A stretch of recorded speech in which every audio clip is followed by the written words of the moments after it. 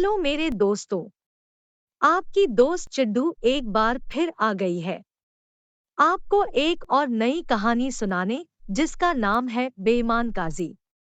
तो चलिए जल्दी से शुरू करते हैं।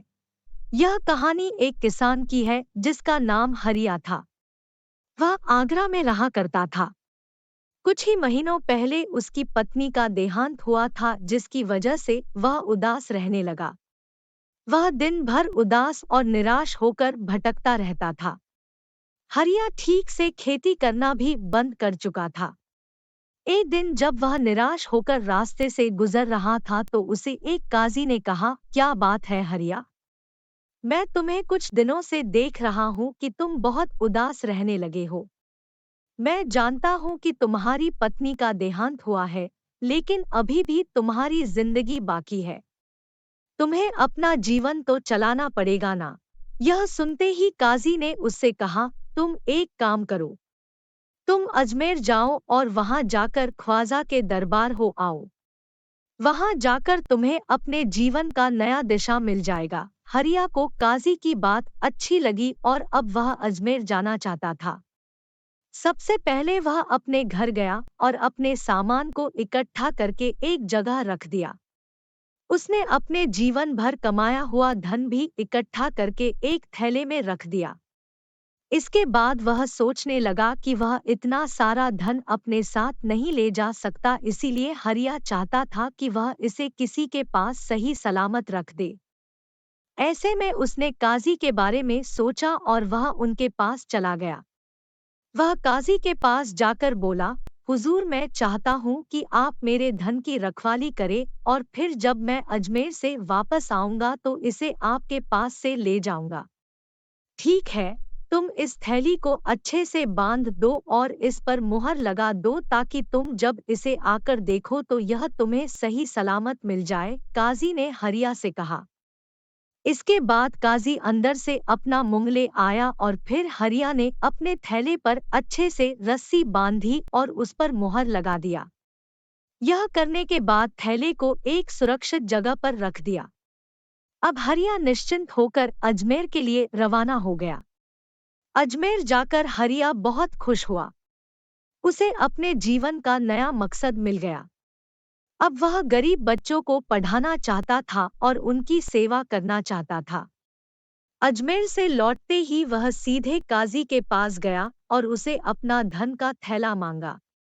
काजी ने हरिया को धन का थैला दिया और फिर हरिया अपने घर लौट गया। घर लौटते ही उसने अपना थैला खोलकर देखा तो उस थैले में सोने के सिक्कों की जगह पत्थर रखे हुए थे।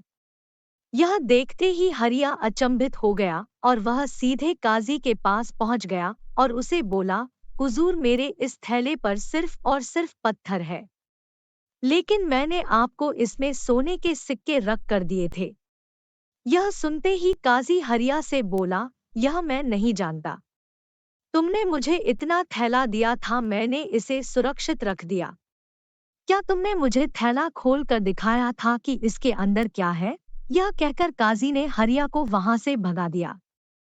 हरिया बहुत परेशान हुआ क्योंकि उसके जीवन भर की कमाई उसके पास अब नहीं थी। परेशान होकर वह सीधे बादशाह अकबर के दरबार में गया और वहां जाकर उन्हें सारी बात बताई।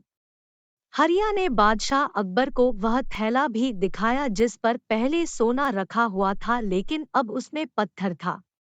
ऐसे में बादशाह अकबर ने यह कार्य बीरबल को सौंप दिया और उसे कहा कि वह सच का पता लगाए।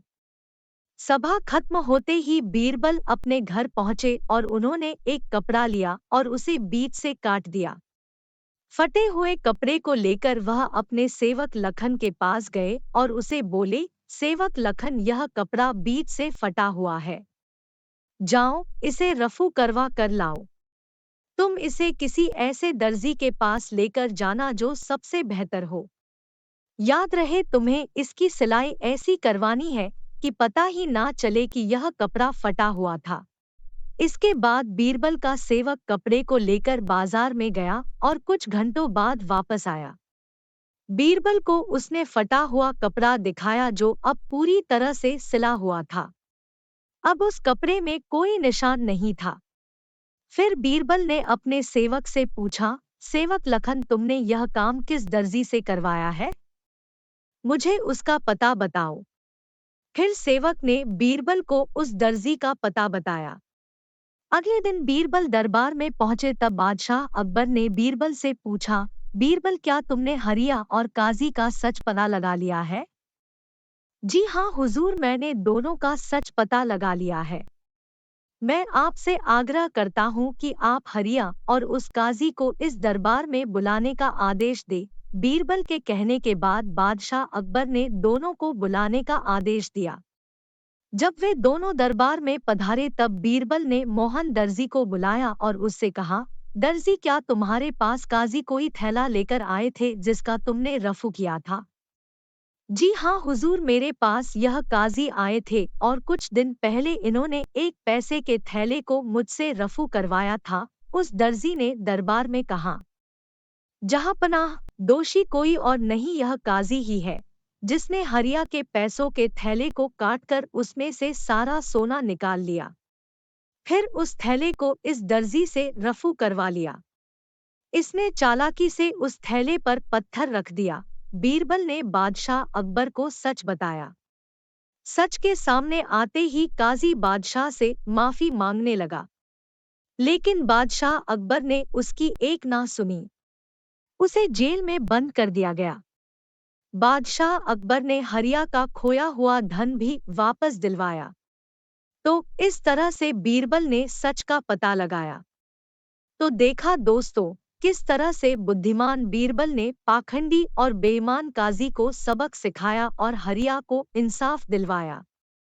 इस कहानी से हमें यह सीख मिलती है कि हमें कभी भी दूसरों की कमाई और चीजों पर बुरी नजर नहीं रखनी चाहिए और हमेशा उसी में संतुष्ट रहना चाहिए जो हमारे पास है।